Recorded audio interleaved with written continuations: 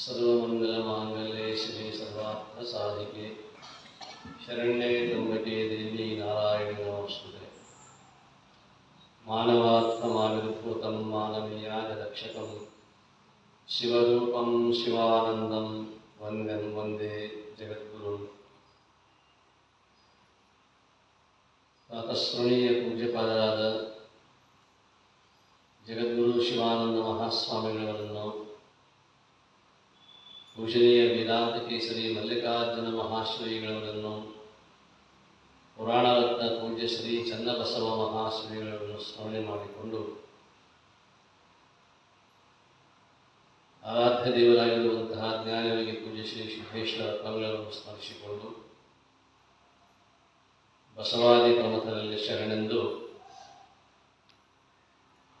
ಕಥಾನಾಯಕಳಾಗಿರುವಂತಹ ಜಗನ್ನಿಯಾಮಕಳು ಸೃಷ್ಟಿಯ ಕಾರ್ಯದಲ್ಲಿ ಬ್ರಹ್ಮನಿಗೆ ಸಹಕಾರಿ ಕಾರಣಿಯಾಗಿ ವಿಶೇಷವಾಗಿರುವಂತಹ ರಂಜಿತವಾಗಿರುವಂತಹ ಜಗತ್ತನ್ನು ನಿರ್ಮಾಣ ಮಾಡಿರುವಂತಹ ಮಹಾಮಾತೆ ಆದಿಶಕ್ತಿ ರಾಜರಾಜೇಶ್ವರಿ ಮಾತೆಯಲ್ಲಿ ಭಕ್ತಿಯ ಪ್ರಣಾಮಗಳನ್ನು ಸಮರ್ಪಣೆ ಮಾಡಿ, ಅವಳ ಪುಣ್ಯ ಚರಿತ್ರೆಯನ್ನು ಪಾರಾಯಣ ರೂಪದಲ್ಲಿ ಅವೆಲ್ಲ ಮಾಡ್ತಾ ಇದ್ದೇನೆ. ಆಗಮಿಸಿರುವಂತಹ ಸರಸ್ವತಿಗಳಾದ ತಾಯಂದಿರೇ, ಶರಣರೇ, ತಮ್ಮೆಲ್ಲರಿಗೂ ಶರಣಾರ್ಥಿಗಳು.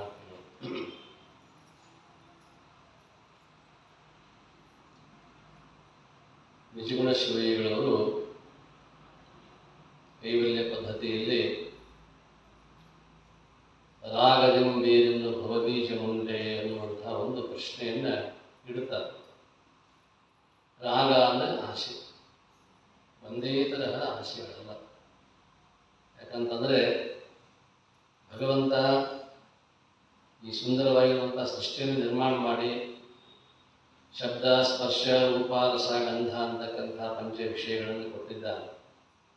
ಅವುಗಳನ್ನು ಅನುಭವಿಸಲಿಕ್ಕೆ ಪಂಚೇಂದ್ರಿಯಗಳು, ಶ್ರೋತ್ರ, ತ್ವಚ, ನೇತ್ರ, ಜಿಹ್ವ, ಘ್ರಾಣ ಅಂತಕ್ಕಂಥ 5 ಇಂದ್ರಿಯಗಳು. ಆಯಾ ಇಂದ್ರಿಯಗಳಿಗೆ ಆಯಾ ವಿಷಯಗಳನ್ನು ಇಟ್ಕೊಂಡಿದ್ದಾನೆ. ಇವೆಲ್ಲ ಅನುಭವಿಸಲಿ ಅಂತ. ಇದು ಬ್ರಹ್ಮನಿರ್ಮಿತವಾಗಿರುವಂಥದ್ದು. ಯಾವ ಮನುಷ್ಯರಿಂದಲೂ ಕೂಡ ಈ ಜಗತ್ತನ್ನು ವಿಶಿಷ್ಟ ರೀತಿಯಲ್ಲಿ ಸ್ಥಾಪಿಸಲಿಕ್ಕೆ ಸಾಧ್ಯವೇ ಇಲ್ಲ. ಯಾಕಂತಂದರೆ ಇದು 84 ಲಕ್ಷ ಜೀವರಾಶಿಗಳೇನಿದ್ದಾವಲ್ಲ, ಇವೆಲ್ಲವೂ ಕೂಡ ಉತ್ಪತ್ತಿಯಾಗಿರ್ತಕ್ಕಂಥದ್ದು ಯಾವುದೋ ಒಂದು ಅವ್ಯಕ್ತ ಶಕ್ತಿಯಿಂದ. ಅಂಡಜ, ಉದ್ವಿಜ, ಸ್ವೇದಜ, ಜರಾಯುಜ ಅಂತಕ್ಕಂಥ 4 ವರ್ಗದ ಪ್ರಾಣಿಗಳು, ಪಕ್ಷಿಗಳಿದ್ದಾವೆ. ಅಂಡಜ ಅಂತಂದ್ರೆ ತತ್ತಿಯಿಂದ ಹೊರಗೆ ಬರಬೇಕಲ್ಲ, ತತ್ತಿಯನ್ನು ಭೇದಿಸಿ ಹೊರಗೆ ಬರ್ತಕ್ಕಂತಹ ಜೀವರಾಶಿಗಳು ಎಷ್ಟು ಅಂತಂದರೆ 21 ಲಕ್ಷ. ಬರೀ ತತ್ತಿಯಿಂದ. ಬರೀ ನಮ್ಮ ಸಾಮಾನ್ಯವಾಗಿರ್ತಕ್ಕಂಥವು ಕೆಲವೇ ಪಕ್ಷಿಗಳು ಗೊತ್ತು ನಮಗೆ, ಕೆಲವು ಪ್ರಾಣಿಗಳು ಕೂಡ ಗೊತ್ತು. ಆದರೆ ಪಕ್ಷಿ ಈ ಮೊಟ್ಟೆಯನ್ನು ಇಟ್ಟು ಹೊರಗೆ ಬರ್ತಕ್ಕಂತಹ ಆ ಪಕ್ಷಿಗಳ ಎಷ್ಟು ದೊಡ್ಡದು ಅಂತಂದ್ರೆ ಅದಕ್ಕೆ ಅಂಡಜ ಅಂತದ್ದು. ಅಂಡ ಅಂದರೆ ತತ್ತಿ, ತತ್ತಿಯಿಂದ ಹೊರಗೆ ಬರ್ತಕ್ಕಂಥದ್ದು, ತತ್ತಿಯಿಂದ ಉಡಿಸ್ತಕ್ಕಂಥದ್ದು, ಅಂದರೆ ಉತ್ಪತ್ತಿ ಆಗ್ತಕ್ಕಂಥದ್ದು. ಅಂತಹ ಅಂಡಜ ಲೋಕ ಅಂತಕ್ಕಂಥದ್ದು 21 ಲಕ್ಷ. ಅದೊಂಥರ. ಉದ್ವಿಜ, ಉದ್ವಿಜ ಅಂದರೆ ಭೂಮಿಯನ್ನು ಭೇದಿಸಿ ಬರ್ತಕ್ಕಂಥ ಸಸ್ಯ ಪ್ರಪಂಚ ಇದೆಲ್ಲ, ಇದು ಕೂಡ 21 ಲಕ್ಷ. ಸ್ವೇದಜ, ನೀರಿನಿಂದ ಉತ್ಪತ್ತಿ ಆಗ್ತಕ್ಕಂಥದ್ದು, ಅದು 21 ಲಕ್ಷ. ಜರಾಯುಜ, ಜರಾಯು ಅಂತಂದ್ರೆ ಹೊಟ್ಟೆ, ಗರ್ಭಧಾರಣೆಯನ್ನು ಮಾಡ್ಕೊಂಡು ಬರ್ತಕ್ಕಂತಹ ಪಕ್ಷಿ ಲೋಕ ಅಂತಕ್ಕಂಥದ್ದು, ಪ್ರಾಣಿ ಪ್ರಪಂಚ ಅಂತಕ್ಕಂಥದ್ದು 21 ಲಕ್ಷ. ಒಟ್ಟು 84 ಲಕ್ಷ ಜೀವರಾಶಿಗಳು. ಈ 84 ಲಕ್ಷ ಜೀವರಾಶಿಗಳಿಗೂ ಕೂಡ ಅದರದೇ ಆಗಿರ್ತಕ್ಕಂಥ ಒಂದು ಆಹಾರ ಪದ್ಧತಿ, ಅದರದೇ ಆಗಿರ್ತಕ್ಕಂಥ ಒಂದು ಕಾರ್ಯಚಟುವಟಿಕೆಗಳು ಎಲ್ಲವನ್ನೂ ಕೊಟ್ಟಿದ್ದಾನೆ ಭಗವಂತ. ಆದರೆ ನಿಯಮದಲ್ಲಿ ಮಾತ್ರ ಎಳ್ಳಷ್ಟು ಕೂಡ ಅವನು ತಪ್ಪಿಲ್ಲ. ಯಥಾವತ್ತಾಗಿ ಯಥಾರೀತಿಯಿಂದ ಯಾವ ಪ್ರಾಣಿಗೆ ಏನನ್ನು ಕೊಡಬೇಕೋ ಆ ರೀತಿಯಾಗಿರ್ತಕ್ಕಂಥ ಆಹಾರವನ್ನು, ವಿಹಾರವನ್ನು, ಶರೀರದ ಒಂದು ರಚನೆಯನ್ನು ಮಾಡಿರ್ತಕ್ಕಂಥವನು ಅವನು. ಆದರೆ ಇದ್ರ ಜೊತೆಗೆ ಒಂದಿಷ್ಟು ಶಬ್ದ, ಸ್ಪರ್ಶ, ರೂಪ, ರಸ, ಗಂಧ ಅಂತಕ್ಕಂಥ 5 ಇಂದ್ರಿಯಗಳನ್ನು ಕೊಟ್ಟಿದ್ದಾನೆ. ಅವಕ್ಕೂ ಕೊಟ್ಟಿದ್ದಾನೆ, ನಮಗೂ ಕೊಟ್ಟಿದ್ದಾನೆ. ಆದರೆ ಅವುಗಳನ್ನು, ಈ ವಿಷಯಗಳನ್ನು ಎದಕ್ಕೋಸ್ಕರವಾಗಿ ಬಳಸಿಕೊಳ್ಳಬೇಕು ಅನ್ನುವಂಥ ಒಂದು ವಿಶಿಷ್ಟತೆಯನ್ನು ಅದಕ್ಕೆ ಅವರಂತಾರೆ ಆಸೆ ಅನ್ನುವಂಥದ್ದು ಸಂಪೂರ್ಣವಾಗಿ ಬಂಧಿಸಿಬಿಟ್ಟಿರ್ತಕ್ಕಂಥದ್ದು. ಬಂಧನಕ್ಕೆ ಕಾರಣ ಯಾವುದು ಅಂದರೆ ರಾಗ ಅಂತಕ್ಕಂಥದ್ದು. ಅದಕ್ಕಾಗಿ ರಾಗದಿಂದ ಭವಬೀಜ ಮುಂಟೆ. ಈ ರಾಗ ಅಂತಕ್ಕಂಥದ್ದು, ಈ ಆಸೆ ಅಂತಕ್ಕಂಥದ್ದು ಭವಕ್ಕೆ ಬೀಜ ಯಾವುದು, ನಮ್ಮ ಜನನಕ್ಕೆ ಕಾರಣೀಭೂತವಾಗಿರ್ತಕ್ಕಂಥದ್ದು ಯಾವುದು ಅಂತಂದ್ರೆ ಆಸೆಯನ್ನು ನಾವು ಇಟ್ಕೊಂಡು ಸಾಗುತ್ತೇವೆ. ಅದಕ್ಕೆ ಸತ್ತ ನಂತರದಲ್ಲಿ ಸಾಮಾನ್ಯವಾಗಿ ಪಿಂಡವನ್ನು ಇಡ್ತಾರೆ, ಅನ್ನದ ಉಂಡಿ ಮಾಡಿ ಇಡ್ತಾರೆ. ಯಾರಿಗೆ ಇಡ್ತಾರೆ? ಸತ್ತವ್ರಿಗಾಗಲ್ಲ, ಸತ್ತವ್ರು ಹೋಗಿರ್ತಾರೆ, ಒಳ್ಳೆ ಇಡ್ತಾರೆ. ಸತ್ತವ್ರ ಹೆಸರಿನಾಗ ಕಾಗಿ ಇಡ್ತಾರೆ. ಎಷ್ಟು ವಿಚಿತ್ರದೇವೆ ಅಂತಂದ್ರೆ ಅಕಸ್ಮಾತ್ ಅದು ಹಸದು ನಮ್ಮ ಮನ್ಯಾಗ ಒಳಗೆ ಬಂದಿತ್ತಂದ್ರೆ ಮನೆ ಬಿಡ್ತೈತಿ. ಹೌದಾ? ಈ ಲೋಕದಿಂದ ನಾವು ಆ ಲೋಕಕ್ಕೆ ಹೋದ ನಂತರದಲ್ಲಿ ಇವನು ಆತ್ಮಕ್ಕೆ ಶಾಂತಿ ಸಿಗ್ಬೇಕಂತ ತಿಳ್ಕೊಂಡು ಅದಕ್ಕಾಗಿ ಅಂತ ಹೋಗಿ ನೀವು ಇಟ್ಟು ಬರ್ತಿರಲಿಲ್ಲ ಪಿಂಡ. ಎಷ್ಟು ಡಿಮಾಂಡ್ ಅದಕ್ಕಾಗಿ ಅವಾಗ ಅದು ಅಂತದ್ದು. ಅವಾಗ ನಾ ಮನೆಗೆ ಒಳಗೆ ಬಂದಾಗ ನಿಮ್ಮ ಮನೆಗೆ ಬಿಟ್ಟಿದ್ರಿ, ಇಷ್ಟು ನೀವು ಭಾಳ ಕೃತಜ್ಞರಿದಂತ ಮ್ಯಾಲೆ ಮನೆ ಒಳಗೆ ಬಂದಾಗ ಅನ್ನ ಚೆನ್ನಾಗಿ ಬಿಟ್ಟಿಲ್ಲ, ನಿಮ್ಮ ಉದ್ದಾಮ ಅನ್ನ ತಂದು ಇಡ್ತಾರೆ, ಏನೋ ಬೇರೆ ಅಂತ ತಿಳ್ಕೊಂಡು ನಾವು ಬಂದು ಮುಖ ಶಕ್ಯನೇ ಇಲ್ಲ, ಬರುವುದೇ ಇಲ್ಲ.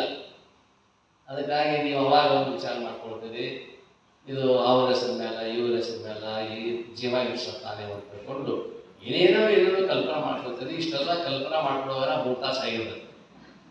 ಅವಾಗ ಅದ್ರ ಶಕ್ತಿ ಎಲ್ಲ ಹೋಗಿಬಿಟ್ಟಿರ್ತದೆ. ಅದು ಸುತ್ತ ಒಂದು ಪ್ರೇತ ಇರ್ತದೆ. ಕಾಗೆಗೆ ಆಸೆ ಇಟ್ಕೊಂಡು ಸತ್ತಿರ್ತಕ್ಕಂತಹ ಮನುಷ್ಯನ ಏನೋ ಒಂದು ಇರ್ತದಲ್ಲ, ಒಂದು ಆಸೆ ಅನ್ನುವಂಥ ಗುಣ. ಆ ಆಸೆ ಅನ್ನುವಂಥ ಗುಣ ಈ ಅನ್ನ ಹೇಗಿರ್ತದ್ರಿ? ಬೆಳೆದಿರ್ತದಲ್ಲ. ಬಿಳಿನಾಗಿರ್ತಕ್ಕಂಥ ಅನ್ನ ಆ ಕಾಗಿಗೆ ಬೆಂಕಿಯನ್ನು ಕಾಣಿಸ್ತದೆ. ಯಾಕಂತ ಕಾಣಿಸ್ತದ? ಆಸೆ ಅಂತಕ್ಕಂಥ ಬೆಂಕಿಯಲ್ಲಿ. ಅದಕ್ಕಾಗಿ ಅದು ಬರುವುದಿಲ್ಲ. ಯಾವಾಗ ಬರುವುದಿಲ್ಲ ಅಂದ್ರೆ ಸುಮಾರು 3 ತಾಸುಗಳವರೆಗೂ ಕೂಡ ಬರುವುದಿಲ್ಲ. 3 ತಾಸಿನ ನಂತರ ಬೆಂಕಿ ಕೆಂಡ ಆರಿ ಮುಂದಾಗಿರ್ತದೆ. ಅವಾಗ ಅದು ಶಾಂತ ಆಗಿರ್ತದೆ. ಇದು ನೋಡ್ತದೆ ಹೋಗಿಬಿಡ್ತದೆ, ಬರೀತಾಗಿರುವುದಿಲ್ಲ. ಅವಾಗ ಅದೇನಿರ್ತದಲ್ಲ ಆ ಅನ್ನವನ್ನು ತಿನ್ನಲಿಕ್ಕೆ ಬಂತು, ಇರಲಿಕ್ಕೆ ಅದಿಲ್ಲ. ಅವಾಗ ಅದು ಬಾರದೇ ಇದ್ದಾಗ ಅಂತೂ ಇಂದು ಬರಲಿಲ್ಲ, ಏನಕ್ಕೆ ಕೂಡ ಸತ್ತಾನೋ ಆಸೆ ಇರಲಿ ಅಂತ ತಿಳ್ಕೊಂಡು ಹೋದು ಅದ ಅನ್ನ ತಗೊಂಡು ಎಲ್ಲಿ ಬಿಡ್ತಾರೆ? ಮತ್ತೆ ಹೊಳಿಗೆ ಬಿಟ್ಟಿದ ಮೇಲೆ ಎಲ್ಲ ಶಕ್ತಿ ಮೋದ ಹೋಗುತ್ತೆ, ನಿಂತಿದ್ದ ಅಷ್ಟೇ. ಕಾರಣ ಏನು ಅಂತಂದ್ರೆ ಆಸೆ ಅನ್ನುವಂಥದ್ದು ಆಶಾಪಾಶ ಶತೈರ್ಬದ್ಧಾಃ, ಆಶೆಯಿಂದ ಕುಡಿಕೊಂಡಿರ್ತಕ್ಕಂಥ ಈ ಜೀವ ಅಂತಕ್ಕಂಥದ್ದು. ಅದಕ್ಕಾಗಿ ಅವರು ಅಂತಾರ, ಶರಣರು ಹೇಳ್ತಾರ, ಬಡತನಕ್ಕೆ ಉಂಬುವ ಚಿಂತೆ.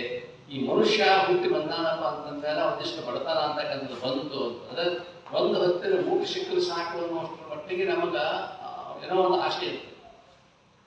ಬಡತನಕ್ಕೆ ಉಂಬುವ ಚಿಂತೆ, ಉಂಡರೆ ಉಡುವ ಚಿಂತೆ, ಉಡಲಾದರೆ ಇಡುವ ಚಿಂತೆ, ಇಡಲಾದರೆ ಮುಂದೆ ಹೇಳಿ. ಮೊದಲು ಹೊಟ್ಟೆ ತುಂಬ ಉಂಡು ಪ್ರಸಾದ ಸಿಕ್ಕಿ ಸಾಕು, ಊಟ ಸಿಕ್ಕಿ ಸಾಕು. ಬಡತನಕ್ಕೆ ಉಂಬುವ ಚಿಂತೆ. ಉಂಡರೆ ಬಟ್ಟೆ ಇರಲಿಲ್ಲ, ಏನೋ ಒಂದಿಷ್ಟು ಕೆಲಸ ಮಾಡ್ಕೊಂಡು ಒಂದಿಷ್ಟು ಬಟ್ಟೆ ಹೊರಿಸ್ಕೊಂಡ. ಉಡುವ ಚಿಂತೆ, ಅದೆಲ್ಲ ಆಮೇಲೆ ಒಂದಿಷ್ಟು ಸಂಗ್ರಹ ಆಕೈತೆ. ಇಡುವ ಚಿಂತೆ ಅಂದ್ರೆ 4 ಮಂದಿ ಇಡಬೇಕು.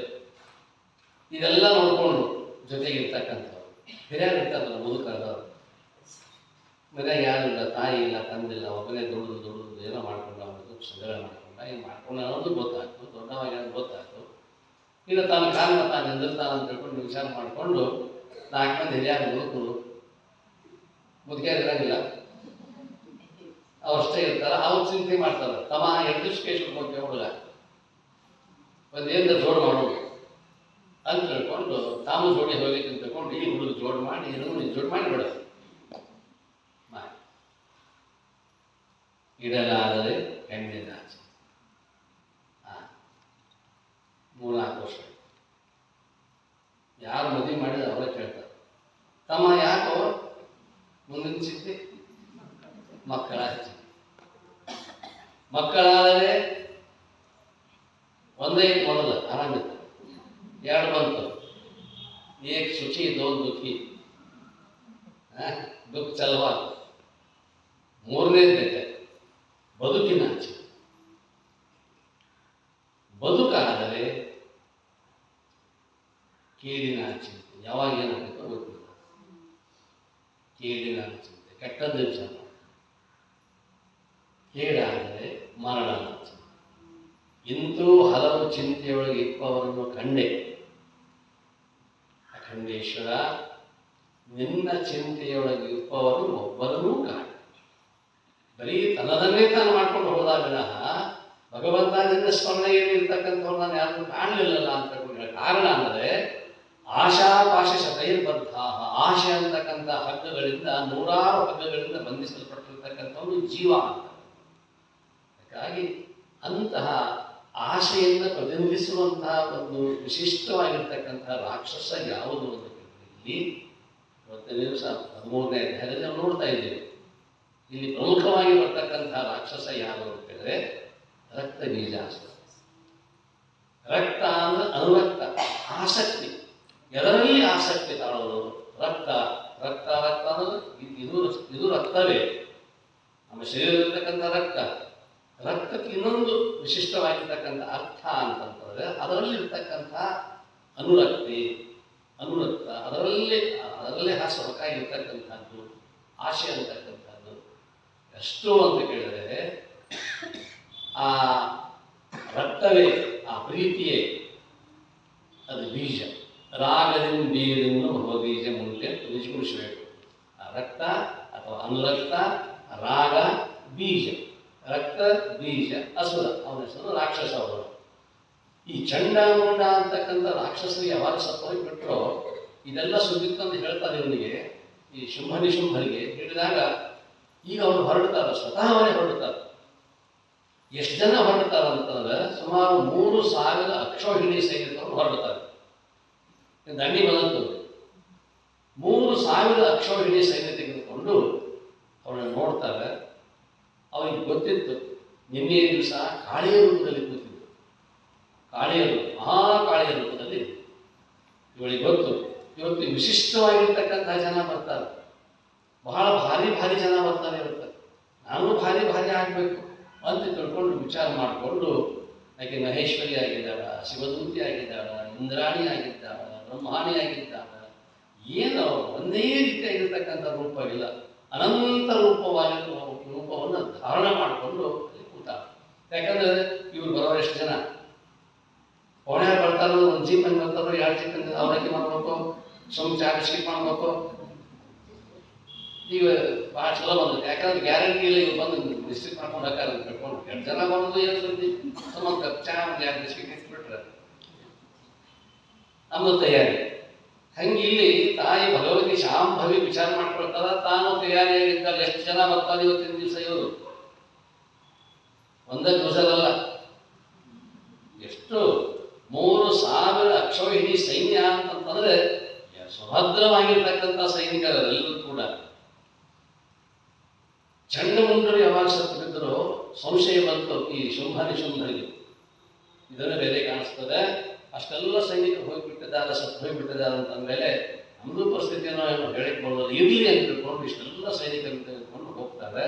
ಹೋದಾಗ ಅನಂತ ರೂಪದ ಧಾರಣೆ ಮಾಡಿರ್ತಕ್ಕಂಥ ರಾಜರಾಜೇಶ್ವರಿ ಮಹಾನ್ ತಾಯಿ ಅವರೆಲ್ಲರನ್ನು ಒಬ್ಬೊಬ್ಬರನ್ನೆಲ್ಲರನ್ನು ಸದಿ ಬೆಳೀತಾ ಇದ್ದಾಳೆ. ಅವಾಗ ಕೊನೆಗೆ ಬಂದಿರತಕ್ಕಂಥದ್ದು ರಕ್ತ ಬೀಜಾಸುರ ಅಂತಕ್ಕಂಥ ಏನು ರಾಕ್ಷಸ ಬರ್ತಾನೆ, ಅವಾಗ ಅವನಿಗೆ ಕೈ ಹಚ್ಚಿದ. ಆ ರಕ್ತ ಬೀಜಾಸುರನಿಗೆ ಕೈ ಹಚ್ಚಿದಾಗ, ಖಡ್ಗದಿಂದ ಹೊಡೆದಾಗ ಒಂದು ಹನಿ ರಕ್ತ ಬಿತ್ತು ಅಂದ್ರೆ ಆ ಶರೀರದಿಂದ ಏನೋ ಅಡಚಣೆನೇ ಇಲ್ಲ. ಒಂದು ಹನಿ ಬಿತ್ತು ಅಂದ್ರೆ ಈ ರಕ್ತ ಬೀಜಾಸುರ ಒಬ್ಬ ಮೂಲದಲ್ಲಿ ಅದಾನಲ್ಲ, ಇವನಂತಹ ರಕ್ತ ಬೀಜಾಸುರರು ಒಂದು ಹನಿ ರಕ್ತ ಬೀಜ ಬಿತ್ತರು ಅಷ್ಟು ಜನ ಹೇಳೋದು. ಅವಾಗ ಭಗವತಿ ವಿಚಾರ ಮಾಡ್ತಾರೆ, ರಾಜರಾಜೇಶ್ವರಿ ವಿಚಾರ ಮಾಡ್ತಾರೆ. ಎಷ್ಟು ಅದ್ಭುತವಾಗಿರ್ತಕ್ಕಂಥ ರಾಕ್ಷಸ. ಇದಕ್ಕಿಂತ ಶಕ್ತಿ ಉಪಯೋಗ ಆಗುವುದಿಲ್ಲ, ಶಕ್ತಿ ಬೇಡ. ಬಲವನ್ನು ಪ್ರದರ್ಶನ ಮಾಡುವಂಥ ಅವಶ್ಯಕತೆ ಇಲ್ಲ, ಯುಕ್ತಿಯನ್ನು ಮಾಡಬೇಕಂತ ತಿಳ್ಕೊಂಡು ಇಡೀ ತನ್ನ ನಾಲಿಗೆಯನ್ನು ಈ ಭೂಮಂಡಲದಲ್ಲಿ ಚಾಸ್ತಾರೆ. ಅವಾಗ ಯಾಕಂತಂದ್ರೆ ಒಂದು ರಕ್ತದ ಬಿಂದು ಕೆಳಗೆ ಬಿತ್ತು ಅಂದ್ರೆ ಅದೇ ರೀತಿಯಾಗಿರ್ತಕ್ಕಂಥ ರಾಕ್ಷಸರು. ಇನ್ನು ಆ ರಾಕ್ಷಸ ಎದ್ದಿರ್ತಾನೆ, ಅವನಿಂದ ರಕ್ತ ಬಿತ್ತು ಅಂದ್ರೆ ಅಷ್ಟು ಜನ ಮಕ್ಕಳು. ಅದಕ್ಕೆ ಸಂಖ್ಯೆನೇ ಇಲ್ಲ, ಅಸಂಖ್ಯ, ಅಗಣಿತ, ಅಮಿತ. ಅಷ್ಟೊಂದು ಜನ ರಾಕ್ಷಸರು ಅಲ್ಲಿ ತಯಾರಾಗಿ ನಿಂತಾಗಿ ವಿಚಾರ ಮಾಡ್ತಾಳೆ. ಇದಕ್ಕೆ ಯುಕ್ತಿ ಬೇಕೇ ವಿನಃ ಶಕ್ತಿ ಬೇಕಾಗಿಲ್ಲ ಅಂತಕೊಂಡು ತನ್ನ ನಾಲಿಗೆಯನ್ನು ಇಡೀ ಬ್ರಹ್ಮಾಂಡದ ಮೇಲೆ ಚಾಪಿಯನ್ನು ಹಾಸಿದ ಹಾಗೆ ಹಾಸಿಕೊಂಡು ಅವಾಗ ಚಾಲು ಮಾಡ್ತಾಳೆ ಯುದ್ಧವನ್ನು. ಬಂದೆ ಬಿದ್ದಿರುವಂತಹ, ಸತ್ತು ಬಿದ್ದಿರುವಂತಹ, ರಕ್ತ ಸುರಿಸ್ತಕ್ಕಂಥದ್ದು ಎಲ್ಲವೂ ಕೂಡ ನಾಲಿಗೆ ಮೇಲೆ ಬಿದ್ದಿದ್ದರಿಂದ ಅದೆಲ್ಲವನ್ನು ಸ್ವೀಕಾರ ಮಾಡಲಿಕ್ಕೆ ಪ್ರಾರಂಭ ಮಾಡ್ತಾರೆ. ಈಗ ಯಾವಾಗ ಇದೆಲ್ಲವೂ ಆಯಿತೋ ಶುಂಭಾದಿ ಶುಂಭರು ಎದೆ, ಅವರಿಗೆ ಸ್ವಲ್ಪ ಎದೆ ಬಡುತ್ತ ಬೇರೆ ಜೋರಾಯಿತು. ರಕ್ತ ಬೀಜಾಸುರನಂತ ರಾಕ್ಷಸನಿಗೆ ಹೋಗುದಲ್ಲ. ನಮ್ಮಲ್ಲಿ ಯಾರು ಎಂಥ ಅದ್ಭುತವಾಗಿರ್ತಕ್ಕಂತಹ ಸೈನಿಕರನ್ನು ಸಾಕೊಂಡಿದ್ರು ಶುಂಭಾನಿ ಶುಂಭ ಅಂತಕ್ಕಂಥವ್ರು ವಿಚಲಿತರಾಗ್ತಾರೆ, ಭಯಭೀತರಾಗ್ತಾರೆ. ಆದರೂ ಸಹಿತ ಅಂಜೋದಿಲ್ಲ. ಯಾಕಂತಂದ್ರೆ ಯಾರಿಂದಲೂ ಸಾಯದ ಪದವಿ ಪಡ್ಕೊಂಡಿದ್ದು ಖರೆ. ಅದಕ್ಕೆ ಮುಂದಿದ್ದವ್ರು ಯಾರು? ಸ್ತ್ರೀನ. ಆಕೆಯಿಂದ ಮರಣ ಬಂದಿರಬಹುದೇನೋ ಅನ್ನುವಂಥ ಒಂದು ಆತಂಕ, ಅಳುಕು ಅವರಿಗೆ ಮೂಡಿತು. ಶುಂಭಾನಿ ಶುಂಭನಿಗೆ ರಕ್ತ ಬೀಜಾಸುರ ಅಂತಕ್ಕಂಥ ರಾಕ್ಷಸ ಸತ್ತು ಹೋಗ್ಬಿಟ್ಟ. ಅದಕ್ಕಾಗಿ ನಮ್ಮಲ್ಲೂ ಕೂಡ ರಕ್ತ ಬೀಜಾಸುರ ಅಂತಂದ್ರೆ ಯಾರು ಅಂತ ಕೇಳಿದ್ರೆ ಒಂದು ಆಸೆ ಈಡೇರ್ತಂದ್ರೆ ಮತ್ತೊಂದು ತಯಾರಾಗಿದೆ. ಒಂದು ಆಸೆ ಈಡೇರ್ತೇವೆ ಅಂತಂದ್ರೆ ಮತ್ತೊಂದು ಆಸೆ, ಅದು ಈಡೇರ್ತಂದ್ರೆ ಮತ್ತೊಂದು ಆಸೆ. ಅದು ಮೊದಲು ಸೈಕಲ್, ಆಮೇಲೆ ಪಟ್ ಒಂದು ಮೋಟರ್ ಸೈಕಲ್, ಎರಡು ಗಾಡಿ, ಅದಾದ್ಮೇಲೆ 4, ಅದಾದ್ಮೇಲೆ ಏನು ಟ್ರಕ್ನಾಗ ಕುಂದ್ರೋದಿಲ್ಲ, 12 ಗಾಡಿ, 14 ಗಾಡಿ, 18 ಗಾಡಿ, 20 ಗಾಡಿ ಏನು ಕುಂದ್ರಂಗಿಲ್ಲ. ಆದ್ರೆ ಮೊದಲ ಗಾಡಿ ಸಣ್ಣದಿತ್ತು, ಸುಮ್ಮನೆ ಮಾರುತಿ ಅಲ್ಪ ಇತ್ತು, ಸಣ್ಣದಿದ್ದ. ಏನು ಬೇರೆ ತಗೋಬೇಕು, ಮತ್ತೊಂದು ತಗೋಬೇಕು, ಒಂದು ಇನೋವಾ ಅದು ಬಂದು ಮತ್ತೆ ಬಾರಿ ಬೆಂಗಿಲ್ಲ. ಅಷ್ಟು ಕೋಟಿ ಇಷ್ಟು ಕೋಟಿ.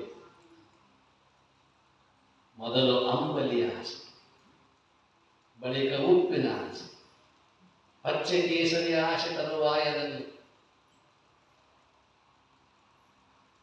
ಹಸುವಾಗಿತ್ತು, ಸ್ವಲ್ಪ ಆಂಬಲಿ ಸಿಕ್ಕ ಸಾಕಬಾರದ ಕರ್ಕೊಂಡು ಕೊಟ್ಟರು. ಪುಣ್ಯಾತ್ಮ ಆಂಬಲಿ ಕೊಟ್ಟರು. ಒಂದು ಸ್ವಲ್ಪ ತುದಿ ಹಚ್ಚಿ ಒಂದು ತೋಂಡ ಉಪ್ಪಾಯಿ ಸಿಕ್ಕಿದ್ರೆ ಕುಡಿ, ಉಪ್ಪು ಬೇಕಂತ. ಮೊದಲು ಅಂಬಲಿಯ ಆಸೆ, ಬಳಿಕ ಉಪ್ಪಿನ ಆಸೆ, ಪಚ್ಚೆ ಕೇಸರಿ ಆಸೆ ತರುವಾಯದಲ್ಲಿ. ಆಮೇಲೆ ಅದು ಚಲೋ ಚಲೋ ಭಕ್ಷ್ಯ ಭೋಜ್ಯಗಳು ಬೇಕಂತ ತಿಳ್ಕೊಂಡು ಆಸೆಯನ್ನು ಪಡ್ತಾನೆ. ಈಗ ಒಂದಕ್ಕೊಂದು ಬೆಳೀತಾ ಹೆಂಗಂತಾರ ಕವಿಗಳು, ಆಸೆಗೆ ಆಸೆಯೇ ಏನಿ ಮುಂತಾಗ ಒಂದು ನಿಚ್ಚಣಿಕೆಗೆ ಮತ್ತೊಂದು ನಿಚ್ಚಣಿಗೆ ಕಟ್ಟೋದು ಎಲ್ಲಿತಾರ ಕಟ್ಟೋದು, ಆಕಾಶದ ಕಟ್ಟೇ ಕಟ್ಟೋದು, ಹತ್ಯಾಗ ಮ್ಯಾಲ ಯಾವಾಗ ಬೀಳ್ತಂದು ಗೊತ್ತದ. ಆದ್ದರಿಂದ ಆ ಆಸೆ ಅಂತ ಒಂದು ಈಡೇರ್ತಂದ್ರೆ ಮತ್ತೊಂದಕ್ಕೆ ನಾವು ಮತ್ತೆ ಆಸೆ ಪಡ್ತಾ ಇದ್ದೇವೆ. ಅದಕ್ಕೆ ಅವರದ್ರು ಎದುರುಚ್ಚಾರಾವಸ್ತುಷ್ಟ ದೊರಕಲೇನ ಅದರನ್ನು ಪರಿಣತ ದಳೆಯುವುದೇ ಚಂದ. ಆ ಮೇಲೆ ಹೇಳ್ತಿರ್ತೇನೆ, ಪಾದರಕ್ಷೆ ನಮ್ಮ ಕಾಲ ಹೇಳ್ತಿದ್ರೆ ಚಲೋ, ಪಾದರಕ್ಷೆ ನಮ್ಮ ಕಾಲ ಹೇಳ್ತಿದ್ರೆ ಚಲೋ. ದ್ವಾಡ ಅಂತಂದ್ರೆ ಏನಂತೇವೆ, ದೊಡ್ಡಕಾಲ ಹೊಡಿತೇವೆ. ಈ ಸಣ್ಣ ನಾವು ಚಪ್ಪಲ್ಕೊಂಡು ಬಂದಿರ್ತಾವೆ ಮಗಣ್ಣವು, ಅವು ಸ್ಯಾಂಡಲ್ ಬಳಸೋದಂಗಿಲ್ಲ, ಇಲ್ಲ ಹಾಕೊಂಡು ಹೋಗು ಹಾಕೊಂಡ್ಬರ್ತಾವೆ. 2ನೇ 3ನೇ ಹುಡುಗರು ಇರ್ತಾವೆ, ಅವ್ರವ್ರು ಅಷ್ಟಕಾಲ ಅಂತ ತಿಳ್ಕೊಂಡು ಹಾಕೊಂಡ್ಬಂದಿರ್ತೈತಿ. ಎರಡು ತಮ್ಮ ನಡ್ಯಾಕ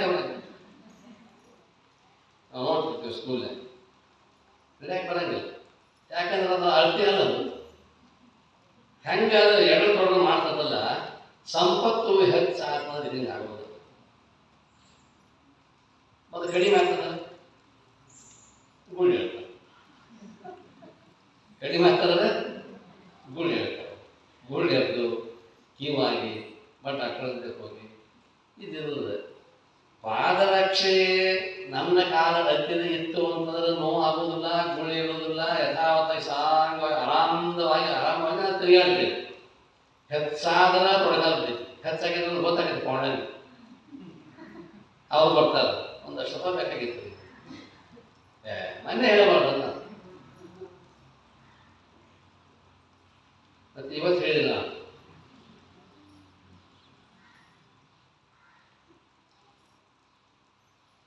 ತೊಡಕಾಲ ಬಿಡಾಕ್ಷನ್ ಹೆಚ್ಚು ಆತು ಅಂದ್ರೆ ತೊಡಕಾಲ ಬಿಡೋದು, ಕಡಿಮೆ ಆತು ಅಂದ್ರೆ ನೋವು ಬರೋದು.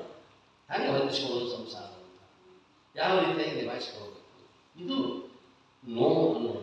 ಅದಕ್ಕಾಗಿ ಕಾಲಕ್ಕೆ ಎಷ್ಟು ಇರ್ತೈತೆ, ಎಷ್ಟು ಇರ್ತದಲ್ಲ ಅಷ್ಟೇ ನಮ್ಮ ಪಾದರಕ್ಷೆ ಏನು ಅನಿಸೋದಿಲ್ಲ. ಅದಕ್ಕೆ ಅವರು ಜ್ಞಾನಿಗಳಂತಾರೆ ಯದೃಚ್ಛಾನಾದ ಸಂತುಷ್ಟ, ಎಷ್ಟು ಇದೆಯೋ ಅಷ್ಟರಲ್ಲಿ ಸಂತೃಪ್ತಿ. ಅಷ್ಟು ನಾವು ಅದಕ್ಕೆ ಹೇಳ್ತಿರಲ್ಲ, ಹಾಸಿಗೆ ಇದ್ದಷ್ಟು ಕಾಲಿದ್ದಷ್ಟಲ್ಲ,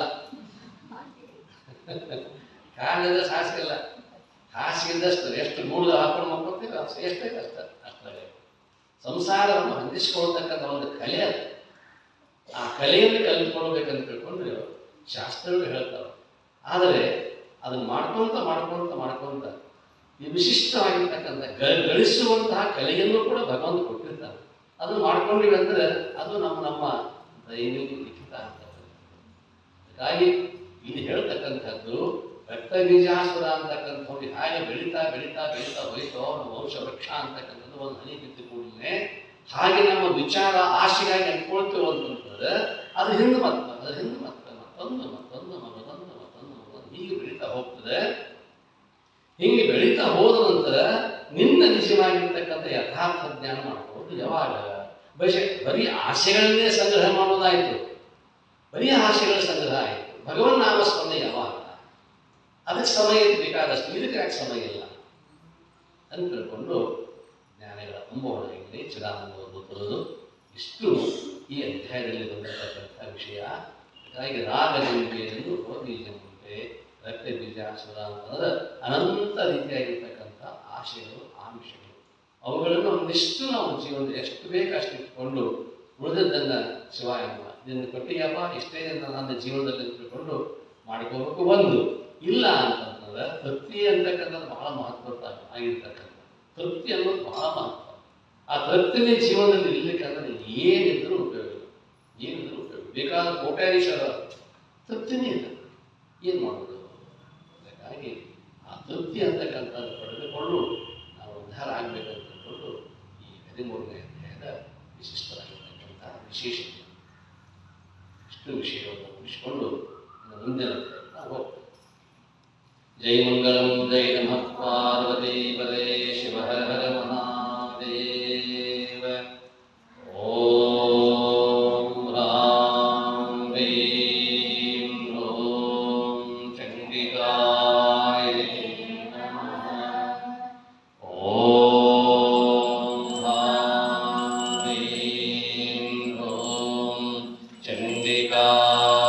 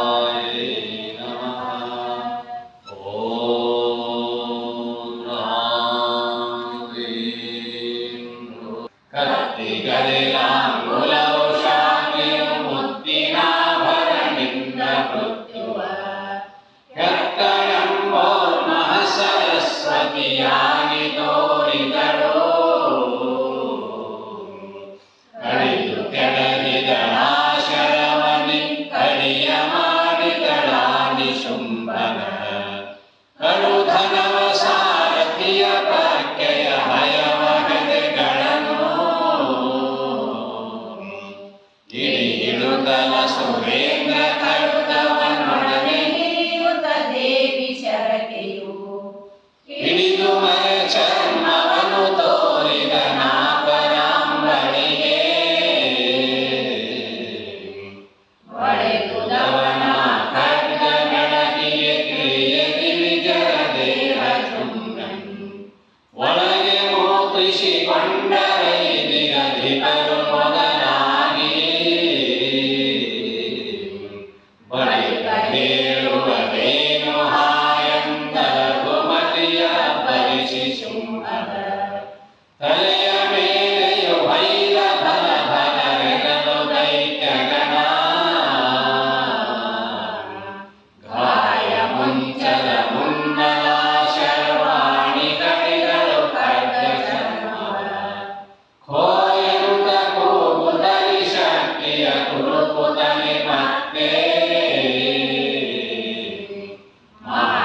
ಇಲ್ಲದೆ ನಡೆದನ ನಿರ್ಮಾಯೆಯ ತುದಿಗೆ ಗದರಿಸಿ ಬಿಜರು ಕೋಯನುತ ತಿರುವಿಟ್ಟ ಪರದೇವತೆಯ ಕೇಳಂತ.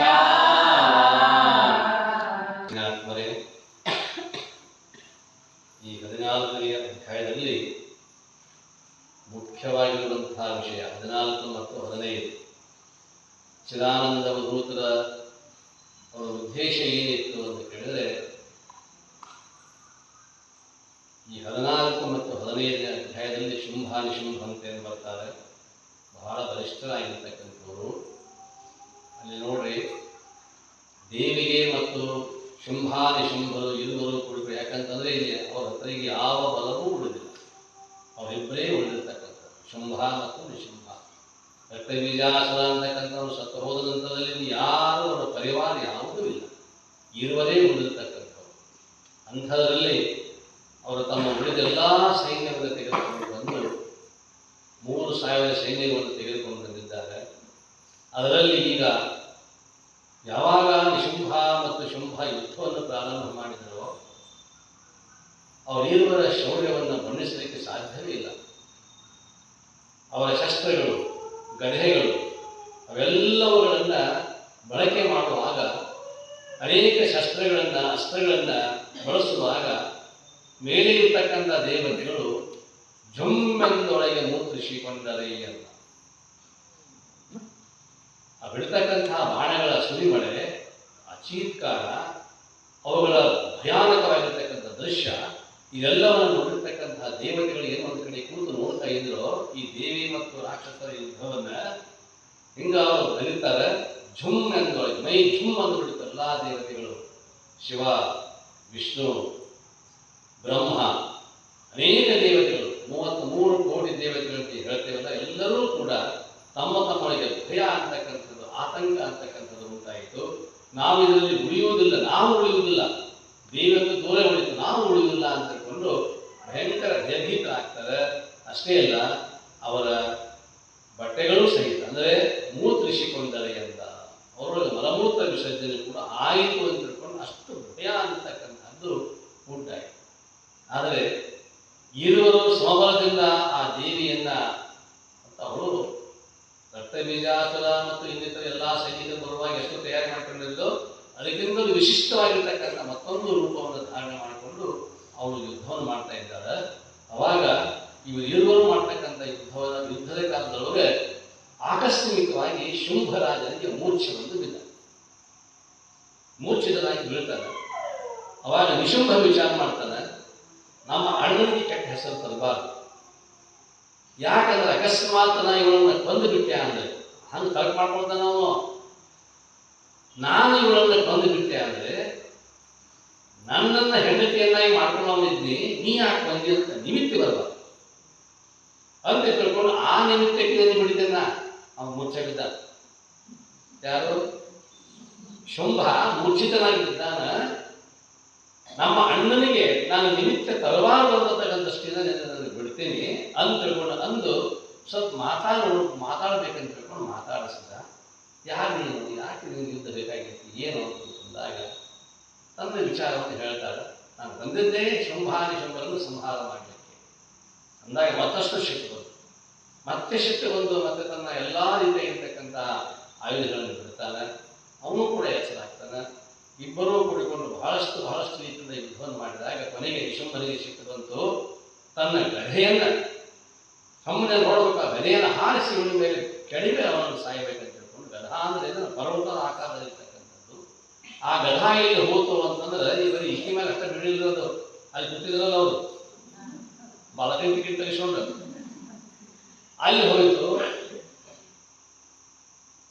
ನಮನಿಯನ್ನು ಮಾಡಿ ಇಟ್ಟಿದೆ ಅಂತ ಹೇಳ್ಕೊಂಡು ಯಾರು ದೇವತೆಗಳು ರಾಕ್ಷಸ ನಿಶುಂಭನ ಆ ಗದೆಗೆ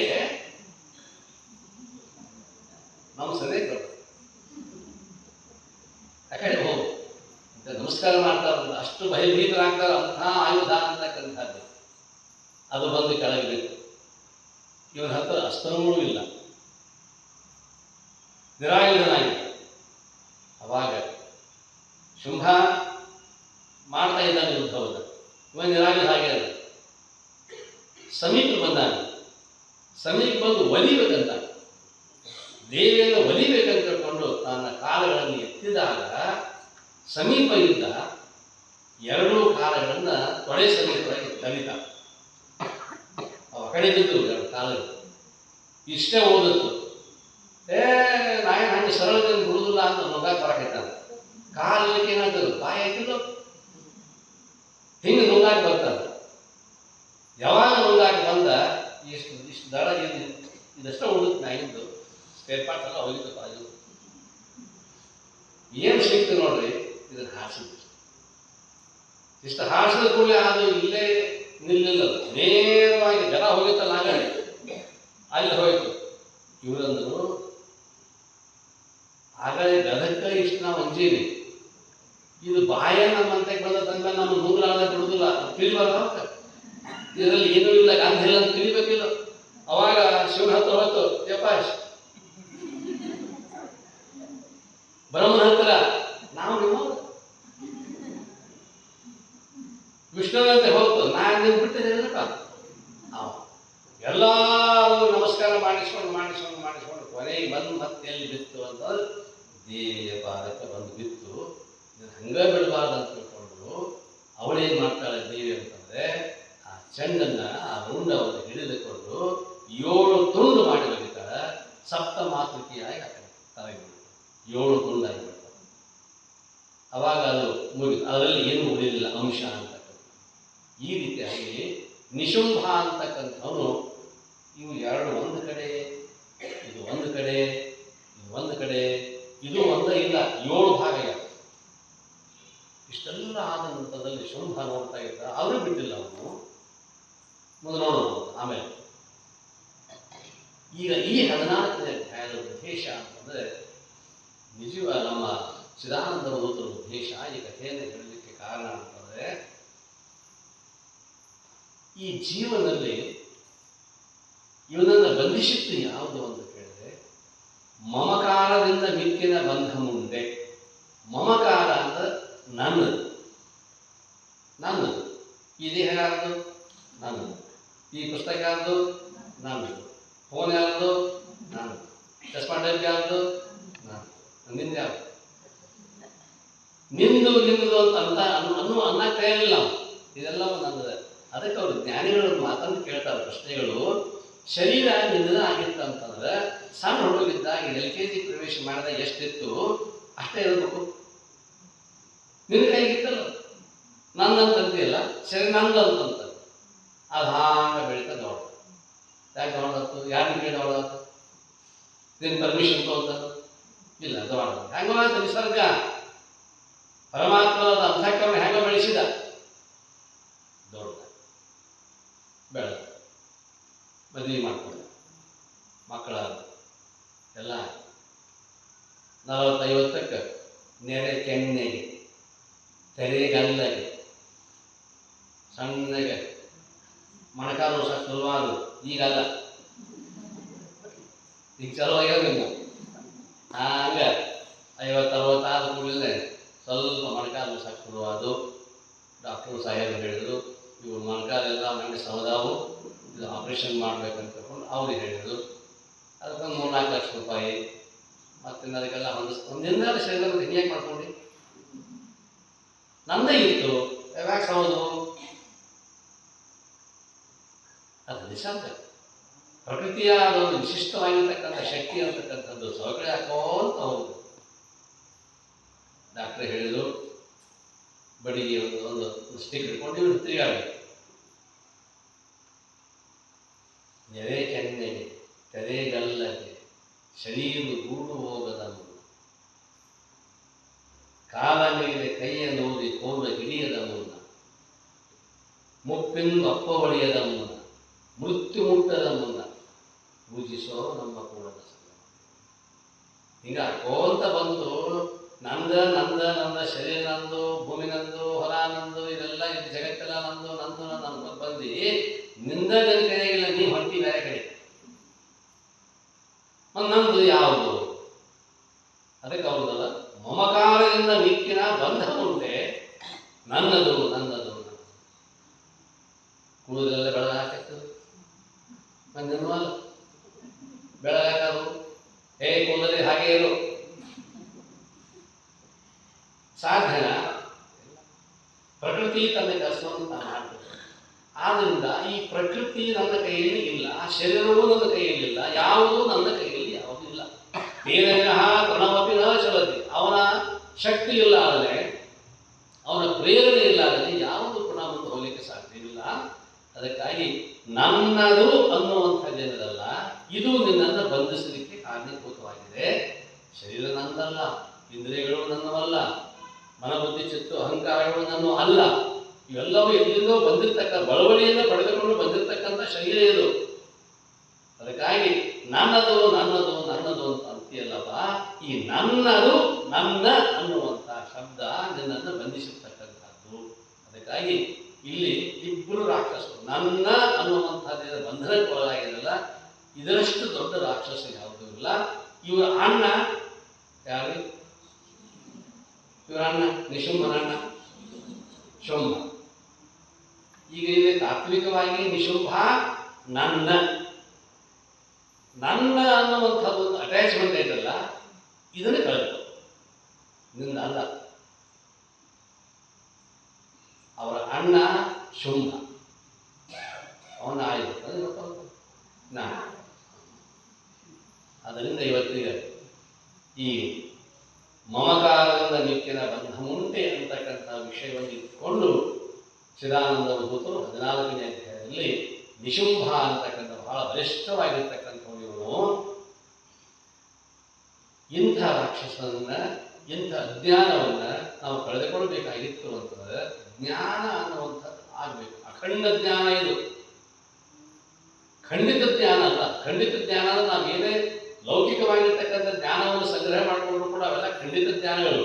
ಆದ್ರೆ ಅಖಂಡಿತ ಜ್ಞಾನ ಅಂತಂದ್ರೆ, ಅಖಂಡ ಜ್ಞಾನ ಅಂತಂದ್ರೆ ಈಶಾವಾಸ್ಯಮಿದಂ ಸರ್ವಂ ಅಂತಕ್ಕಂಥ ಭಾವ ಅನ್ನುವಂಥದ್ದು, ಎಲ್ಲವೂ ಪರಮಾತ್ಮ ನಿನ್ನದು ಅನ್ನುವಂಥದ್ದು, ನನ್ನದೇನೂ ಇಲ್ಲ. ಬಸವಣ್ಣವಂತ ಅಂಡಜ ಉದ್ವಿಜ ಸ್ವೇದಜ ಜರಾಯುಜ ಎಂಬ ಪ್ರಾಣಿಗಳಿಗೆ ಭವಿತವೇ ಕೊಟ್ಟವರು ಆರೋ, ಒಡೆಯರಿಗೆ ಉಂಡಲಿಗೆ ಮುರಿಲಿಕ್ಕಿರಂತೆ ಎನ್ನೆಂದರೆ ಆಯಿತು ಎನ್ನೆಂದರೆ ಹೋಯಿತು ಎಂಬವನ ಬಾಯಲ್ಲಿ ಮೆಟ್ಟಿ ಹುಡಿ ಭಯವನೆ ಮಾಡಿದರೆ ಕೂಡಲ ಸಂಗಮ.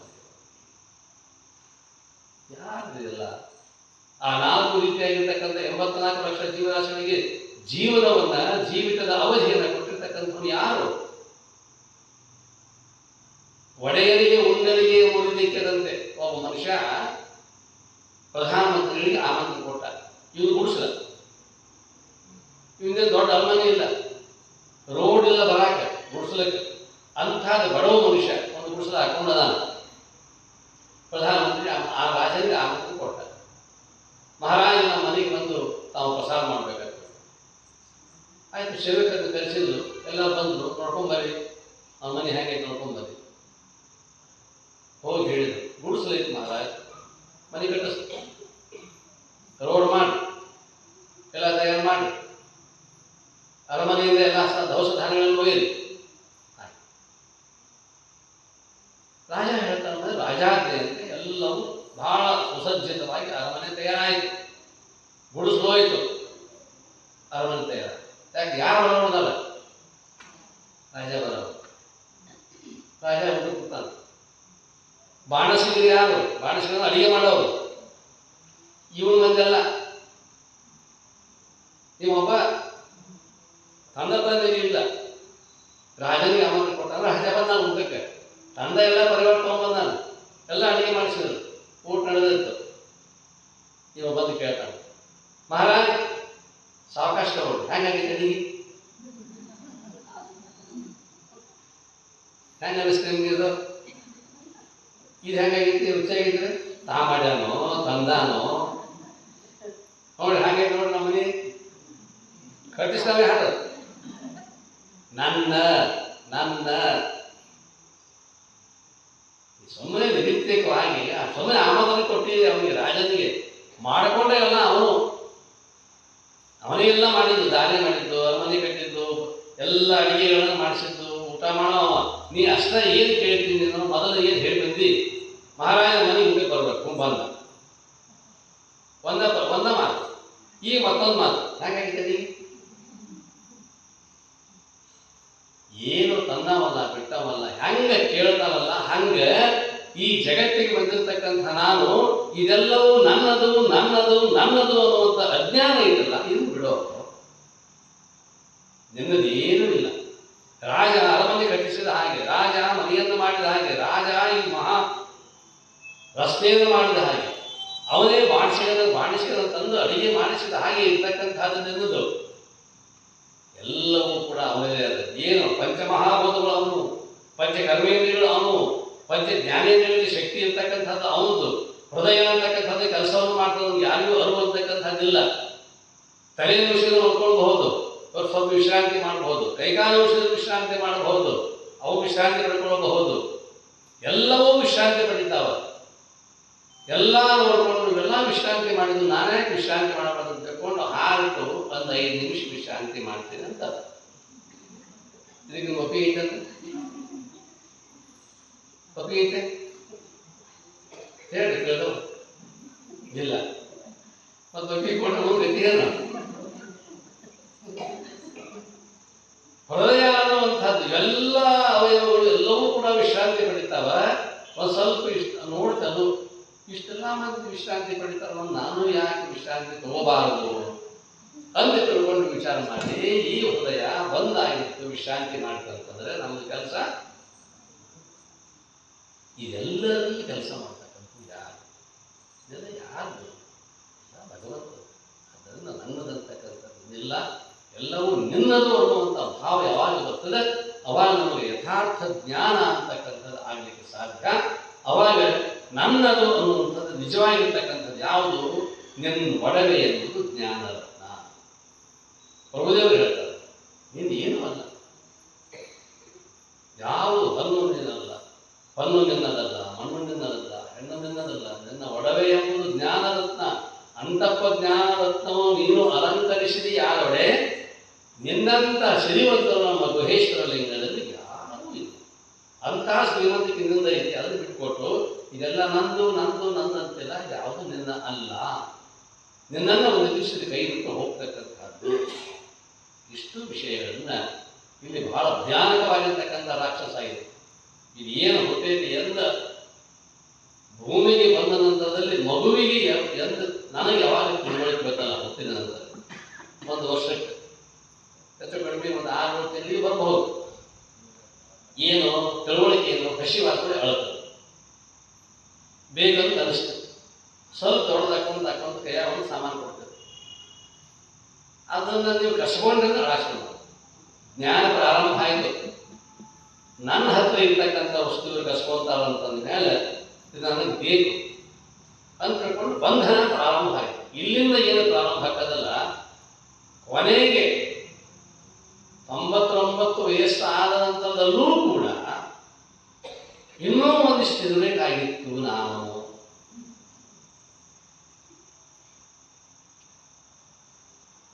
ನನ್ನ ಜೀವನ ಇನ್ನೂ ಇರಬೇಕು ಅನ್ನುವಂಥ ಒಂದು ಹಪಹಪಿ ಅಂತಕ್ಕಂಥದ್ದಲ್ಲ, ಹಾಗಾಗುವುದಿಲ್ಲ. ನಿಸರ್ಗದ ಮನೆಯಲ್ಲಿ ಹೋಗ್ತಕ್ಕಂಥ ಈ ಶರೀರ, ಇಂದ್ರಿಯಗಳು, ಕರ್ಮೇಂದ್ರಿಯ, ಜ್ಞಾನೇಂದ್ರಿಯ ಎಲ್ಲವೂ ಕೂಡ ಹೋಗ್ತಕ್ಕಂಥವುಗಳೇ, ಯಾವುದೂ ನನ್ನದಲ್ಲ. ಅದರಿಂದ ಅಂತ ನನ್ನದು ಅನ್ನುವಂಥ ಅಜ್ಞಾನವನ್ನು ತೆಗೆದು ಹಾಕೊಳ್ಬೇಕಾಗಿತ್ತು ಅಂತಂದರೆ ಯಥಾರ್ಥವಾಗಿರ್ತಕ್ಕಂಥ ಜ್ಞಾನ ಯಾವಾಗ ಆಗುತ್ತೋ ಅವಾಗ ಆ ನನ್ನ ಅನ್ನುವಂಥ ರಾಕ್ಷಸ ಹೋಗಲಿಕ್ಕೆ ಸಾಧ್ಯ. ಅದನ್ನು ನಾನು ನಾಶ ಆಗಿತ್ತು ಅಂತಂದ್ರೆ ಭಯಾನಕವಾಗಿರ್ತಕ್ಕಂಥ ರೂಪವನ್ನು ತಾಳಬೇಕು.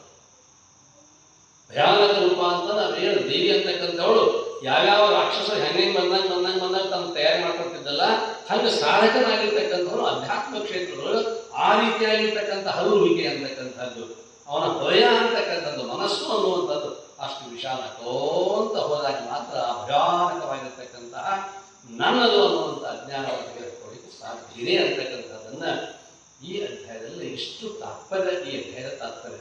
ಅಲ್ಲಿ ಬಡದಾಟ ಸುಮ್ಮನೆ ನಿಮಿತ್ತಿಕವಾಗಿದೆ. ಅಂಥ ಆಯುಧ, ಇಂಥ ಆಯುಧ, ಬ್ರಹ್ಮಾಸ್ತ್ರ, ಬ್ರಹ್ಮ ಏನಿಲ್ಲ. ನಮ್ಮಲ್ಲೇ ಇರ್ತಕ್ಕಂತಹ ಅಜ್ಞಾನದ ಕೆಲವೊಂದು ಗುಣಗಳಿದಾವಲ್ಲ, ಆ ಗುಣಗಳಿಂದಾಗಿ ಯುದ್ಧ ಅಂತಕ್ಕಂಥದ್ದು ಒಳಗೆ ನಡೆದಿದೆ. ಒಂದು ಕಡೆ ಆಸುರಿ ಗುಣ, ಇನ್ನೊಂದು ಕಡೆ ದೈವಿ ಗುಣ. ದೈವಿ ಗುಣಕ್ಕೂ ಆಸುರಿ ಗುಣಕ್ಕೂ ಇರ್ತಕ್ಕಂಥ ಇದೊಂದು ದ್ವಂದ್ವ ಯುದ್ಧ ಅಂತಕ್ಕಂಥದ್ದು. ಅದರಲ್ಲಿ ದೈವಿ ಗುಣಗಳನ್ನು ಪ್ರಧಾನವಾಗಿಟ್ಟುಕೊಂಡು ನಮ್ಮ ಜೀವನವನ್ನು ಕೃತಾರ್ಥರನ್ನಾಗಿ ಮಾಡಿಕೊಳ್ಳುವ ಸಲುವಾಗಿ ಚಿದಾನಂದ ಭೂತರು ಇಷ್ಟು ಅಧ್ಯಾಯಗಳನ್ನು ಇಟ್ಕೊಂಡಿದ್ದಾರೆ. ಅದರಲ್ಲಿ ಇವತ್ತಿನ ದಿವಸ 14ನೇ ಅಧ್ಯಾಯದಲ್ಲಿ ನಿಶುಂಭ ಅಂತಕ್ಕಂಥ ರಾಕ್ಷಸ ಹೋಗಿಬಿಟ್ಟ, ಇನ್ನೊಬ್ಬನೇ ಹೋಗೋದ, ಅವನ ಪರಿಸ್ಥಿತಿ ಏನು ಅನ್ನುವಂಥದ್ದನ್ನು ನಾಳೆ ದಿವಸ ನೋಡೋಣ ಅಂತ ಹೇಳಿ ಇವತ್ತಿನ ಪುರಾಣಕ್ಕೆ ಮಂಗಲ ಮಾಡೋಣ. ಜಯ ಮಂಗಲಂ ಜಯ ನಮಃ ಪಾರ್ವತಿ ಪತಯೇ ಶಿವ ಹರ ಹರ ಮಹಾದೇವ. ಓಂ ನಮಃ ಓಂ ಶಿವಾಯ ನಮಃ ಓಂ ಶಿವಾಯ ನಮಃ ಓಂ ಶಿವಾಯ ನಮಃ ಓಂ ಶಿವಾಯ ನಮಃ ಓಂ ಶಿವಾಯ ನಮಃ ಓಂ ಶಿವಾಯ ನಮಃ ಓಂ ಶಿವಾಯ ನಮಃ ಓಂ ಶಿವಾಯ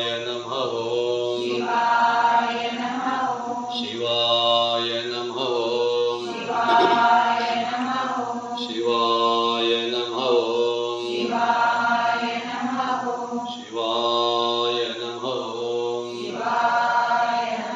ಓಂ ಜಯ ಮಂಗಲಂ ಜಯ ನಮಃ ಪಾರ್ವತಿ ಪತಯೇ ಶಿವ ಹರ ಹರ ಮಹಾದೇವ. ಶಬರಂಬನ ಮೇಲೆ ಜಗದಂಬನ ಮೇಲೆ ಹೂವ ಸುರಾಡಿರೆ. ಶಬರಂಬನ ಮೇಲೆ ಜಗದಂಬನ ಮೇಲೆ ಹೂವ ಸುರಾಡಿರೆ. ಹೂವ ಸುರಾಡಿರೆ ಉಮಾ ಪ್ರೇಮ ಪಡೆಯಿರೆ. ಹೂವ ಸುರಾಡಿರೆ ಉಮಾ ಪ್ರೇಮ ಪಡೆಯಿರೆ. ಪಂಚಬ್ರಹ್ಮ ಪಡೆದ ಪಂಚಬ್ರಹ್ಮ ಪಡೆದ ಪರಾಶಕ್ತಿಯ ಮೇಲೆ ಹೂವ ಸುರಾಡಿರೆ. ಶಬರಂಬನ ಮೇಲೆ ಜಗದಂಬನ ಮೇಲೆ ಹೂವ ಸುರಾಡಿರೆ. ಪಿಂಡ ಬ್ರಹ್ಮಾಂಡದೊಳಗೆ ಅಖಂಡ ರೂಪಾದಿ ಮೆರೆವ. ಪಿಂಡ ಬ್ರಹ್ಮಾಂಡದೊಳಗೆ ಅಖಂಡ ರೂಪಾದಿ ಮೆರೆವ. ಚಂಡ ಪ್ರಕಾಶವಾದ ಚಂಡ ಪ್ರಕಾಶವಾದ ಉದ್ದಂಡ ಚಾಮುಂಡಿಯ ಮೇಲೆ ಹೂವ ಸುರಾಡಿರೆ. ಶಬರಂಬನ ಮೇಲೆ ಜಗದಂಬನ ಮೇಲೆ ಹೂವ ಸುರಾಡಿರೆ. ಸರ್ವಕ್ಕೆ ಸಾಕ್ಷಿಯಾಗಿ ಸರ್ವತೋರ್ಕೆಗಳಾಗಿ. ಸರ್ವಕ್ಕೆ ಸಾಕ್ಷಿಯಾಗಿ ಸರ್ವತೋರ್ಕೆಗಳಾಗಿ. ಸರ್ವತಂತ್ರಕ್ಕೆ ಮೂಲ ಸರ್ವಮಂತ್ರಕ್ಕೆ ಮೂಲ ವಾದ ರಕ್ಷಕಿಯ ಮೇಲೆ ಹೂವ ಸುರಾಡಿರೆ.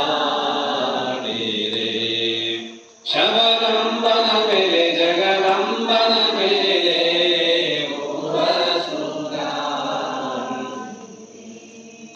ಶರಣರ ರಕ್ಷಿಪೆ ದುರುಳ ಶಿಕ್ಷಿಪೆ. ಶರಣರ ರಕ್ಷಿಪೆ ದುರುಳ ಶಿಕ್ಷಿಪೆ. ಬಿರುದನು ಧರಿಸಿದ ಬಿರುದನು ಧರಿಸಿದ ಪರಮೇಶ್ವರಿಯ ಮೇಲೆ ಹೂವ ಸುರಾಡಿರೆ. ಶಬರಂಬನ ಮೇಲೆ ಜಗದಂಬನ ಮೇಲೆ ಹೂವ ಸುರಾಡಿರೆ. ಪಾವನ ಚರಿತಾಳೆ ಸುಂದರ ಜೀವನಳೆ. ಪಾವನ ಚರಿತಾಳೆ ಸುಂದರ ಜೀವನಳೆ. ವರದೇವರೆಂದೆನಿಸಿದ ವರದೇವರೆಂದೆನಿಸಿದ ಭುವಿ ಭವಾನಿಯ ಮೇಲೆ ಹೂವ ಸುರಾಡಿರೆ. ಶಬರಂಬನ ಮೇಲೆ ಜಗದಂಬನ ಮೇಲೆ ಹೋವ ಸೂರ ಶ್ರೀ ಶಿವಾನಂದಾರ್ಯರ ಹೃದಯ ಕಮಲದಿಂದೋ ಶಿವಾನಂದಾರ್ಯರ ಹೃದಯ ಕಮಲದಿಂದೋ ಬೋಧರೂಪದಿ ಮೆರೆದ ಬೋಧರೂಪದಿ ಮೆರೆದ ಆದಿ ಶಬರಿಯ ಮೇಲೆ ಹೋವ ಸೂರ ಶಬರಂಬನ ಮೇಲೆ ಜಗದಂಬನ ಮೇಲೆ ಹೋವ ಸೂರ ಹೋವ ಸೂರ ಉಮಾ ಪ್ರೇಮ ಪಡೆಯಿರೆ ಹೋವ ಸೂರ ಉಮಾ ಪ್ರೇಮ ಪಡೆಯಿರೆ ಪಂಚಬ್ರಹ್ಮನ ಪಡೆದ ಪಂಚಬ್ರಹ್ಮನ ಪಡೆದ ಪರಾಶಕ್ತಿಯ ಮೇಲೆ ಹೋವ ಸೂರ ಶಬರಂಬನ ಮೇಲೆ ಜಗದಂಬನ ಮೇಲೆ ಹೋವ ಸೂರ ಓಂ ಚೈತನ್ಯಂ ಶಾಶ್ವತಂ ಶಾಂತಂ ವ್ಯೋಮಾತೀತಂ ನಿರಂಜನಂ ನಾದಬಿಂದುಕರಾತೀತಂ ತಸ್ಮೈ ಶ್ರೀ ಗುರವೇ ನಮಃ ಜಯ ಮಂಗಲಂ ಜಯ ಮಹತ್ಪಾರ್ವತೀಪತಯೇ ಶಿವ ಹರ ಹರ ಮಹಾದೇವ सद्गुरु शिवानंद स्वामी महाराज की जय श्री सद्गुरु चंद्र बसवेश्वर महाराज की जय महात्मा बसवेश्वर महाराज की जय राजराजेश्वरी माता की जय सकल साधु संत महाराज की जय जय मंगलम जय महापार्वती पतये शिव